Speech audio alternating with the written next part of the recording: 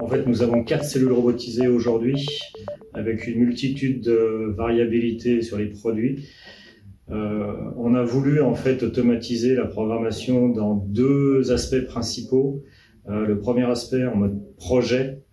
Aujourd'hui, en fait, historiquement, le technicien projet estimait les accessibilités aux robots et on validait ou pas l'accès sur les premiers protos et pré-séries qu'on fabriquait.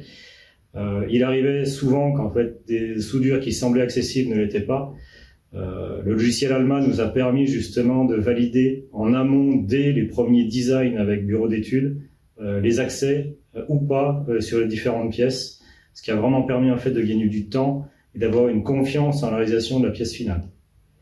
Le deuxième aspect, c'est aujourd'hui on est un site de production et les temps d'arrêt dus à la programmation étaient vraiment très pénalisantes pour notre production.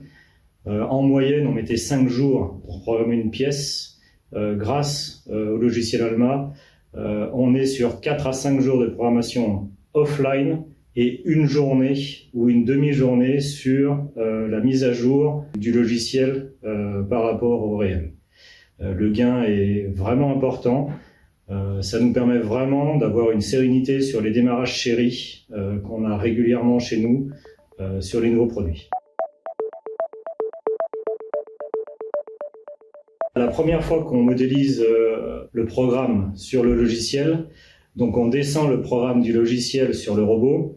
Si des modifications sont apportées sur le robot, on peut remonter ces modifications sur le programme pour avoir une mise à jour en fait dynamique du programme, ce qui nous permet en fait, si une pièce est rajoutée sur un élément ou enlevée, de récupérer le programme qui fonctionne, le réinjecter dans le logiciel ALMA pour ensuite faire la modification et le réinjecter sur le robot.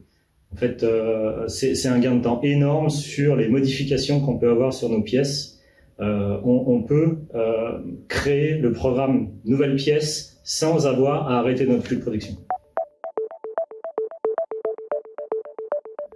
Alors, prérequis niveau humain, il faut quand même quelqu'un qui connaisse la robotique, c'est idéal, et la soudure. Quelqu'un qui sait faire fonctionner un logiciel de 3D aura peu de difficultés à faire fonctionner le logiciel ALMA.